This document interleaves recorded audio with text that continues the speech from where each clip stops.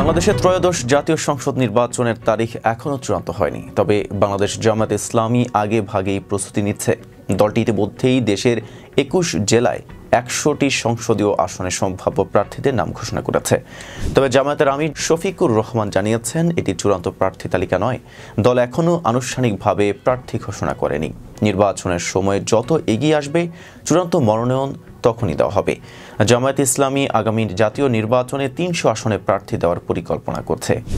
দলীয়ভাবে প্রতিটি আসনের জন্য প্রার্থী নির্বাচনের কাজ চলছে এবং আগামী কয়েক সপ্তাহের মধ্যে বাকি ২০০টি আসনের সম্ভাব্য প্রার্থীদের নাম ঘোষণা করা হবে বলে জানা গেছে। জামায়াতের কেন্দ্রীয় নেতারা দলীয় প্রার্থীদের এখন থেকেই নির্বাচনী প্রচারণা চালাতে বলেছেন। এর অংশ হিসেবে ৫ আগস্টের পর থেকে দেশব্যাপী কর্মী সম্মেলন, সভা সমাবেশ শুরু করেছে জামায়াত। দলীয় ইউনিটগুলো সক্রিয় করতে এবং সাংগঠনিক কার্যক্রমকে আরও শক্তিশালী করতে দেশের বিভিন্ন জেলা সফর করছে জামায়াতের আমির।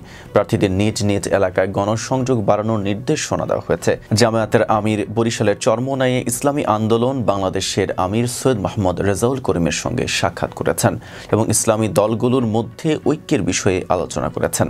খেলাফত মজলিসের কার্যালয়ে ইসলামী আন্দোলনের প্রতিনিধিদের সঙ্গে বৈঠক করেছেন দলটির নেতারা। জামায়াতের সেক্রেটারি জেনারেল মাওলানা মামুনুল হকের সঙ্গে সাক্ষাৎ করেছেন। জামায়াতের এক কেন্দ্রীয় নেতা জানিয়েছেন, শুধু ইসলামী দল নয়, সবার সঙ্গেই আলোচনা চলছে। নির্বাচন যখন ঘনিয়ে আসবে তখন রাজনৈতিক মেরুকরণের ভিত্তিতেই জোট গঠন করা হবে।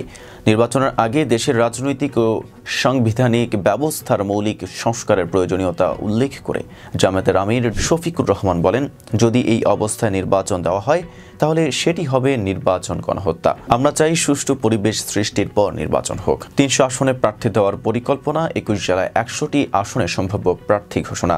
আগামী সপ্তাহের মধ্যেই বাকি ২০০ আসনে প্রার্থী চূড়ান্তের প্রক্রিয়া চলছে। দেশব্যাপী কর্মী সম্মেলন, সভা সমাবেশ শুরু।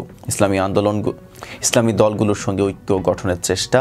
নির্বাচনের আগে মৌলিক সংস্কারের দাবি। জামায়াতে ইসলামী তাদের রাজনৈতিক অবস্থান শক্তিশালী করতে এবং নির্বাচনের জন্য প্রস্তুতি নিতে সক্রিয়ভাবে কাজ করে যাচ্ছে। দলীয় প্রচারণা ও সাংগঠনিক কার্যক্রমের মাধ্যমে নির্বাচনকে সামনে রেখে নিজেদের অবস্থান দৃঢ় করতে চায় দলটি। রাকিবুল ইসলাম রইসের প্রতিবেদনের সাথে ছিলাম মেহেদি হাসান। এতক্ষণ ফেস দ্য পিপলের সাথে থাকার জন্য ধন্যবাদ।